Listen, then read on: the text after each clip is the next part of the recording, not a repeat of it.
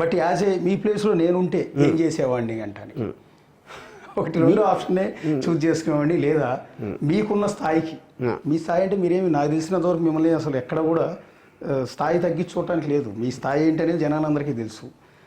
So అంత పెద్ద స్థాయిలో ఉన్న మీరు ఏ లోకేష్ లాంటి వ్యక్తితో ఒక్క కాల్ చేస్తే, ఒక్క కాల్ లోకేష్ గారు ఆ పీరియడ్లో అయింది అది అయిపోయింది, సో ఇప్పుడు అది నేను కావాలని చేసింది కాదు అని జస్ట్ ఒక కాల్ మాట్లాడితే ఇప్పుడు మనం ఒక పవర్ఫుల్ పర్సన్ని అడగాలనుకోండి, ఒక్కసారి లోకేష్ పేరు మర్చిపోతే పవర్ఫుల్ పర్సన్ అని ఉందనుకోండి.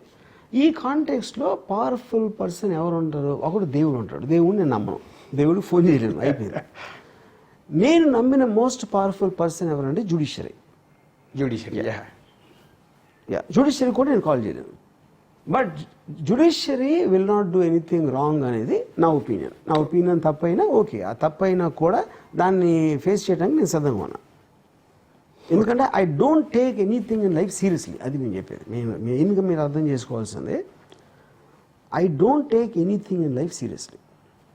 ఇప్పుడు పోలీసులు వచ్చేసారా అని కదా, పోలీసులు వచ్చారా, అరే పోలీసులు వచ్చారు అని అన్నీ ఒకటేనారు. ఫైనల్గా మా మీడియా వాళ్ళకి ఏమైనా చెప్తారా? మీ మీద అంటే నేను చాలా స్ట్రాంగ్, నాకు మీడియాకి ఏం తేడా లేదు. ఇప్పుడు నేను కూడా ఇప్పుడు వాళ్ళు పెట్టాను అంటున్నా, అది కానీ తమ్నేల్కి ఏంటి తేడా?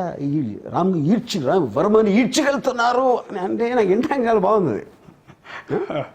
నాకు ఇంపాక్ట్ జైల్లో తయారు చేస్తున్నారు, ప్రిపరేషన్ చేస్తున్నారు అంటే నేను అన్నాను, ఇప్పుడు తలగడ పెడుతున్నారా, ఉన్న తలగడ తీసేస్తున్నారా అనేది ఐఎమ్ క్యూరియస్ అని చెప్పాను.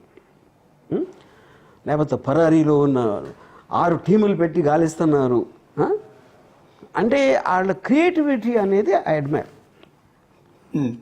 మేము సినిమాల డిస్కషన్లో, స్టోరీ డిస్కషన్లో ముప్పు తెప్పలో పడి 2 గంటలు వాళ్ళని 6 నెలలు, 1 సంవత్సరం ఆలోచించి 2 గంటలు ఎంటర్టైన్మెంట్ చేయలేకపోతున్నాం మోస్ట్ ఆఫ్ ద ఇండస్ట్రీ.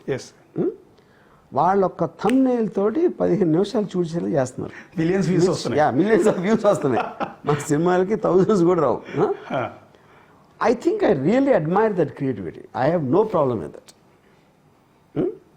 ఎందుకంటే నన్నే ఎంటర్టైన్ చేస్తూ ఉంటే, ఇప్పుడు నేను ఫైరింగ్ పాయింట్, నేను నా మీద ఫైర్ చేస్తున్నారు, నేనే ఎంటర్టైన్ అవుతూ ఉంటే వేరే వాళ్ళు ఇంకెంత ఎంటర్టైన్ అవుతారు?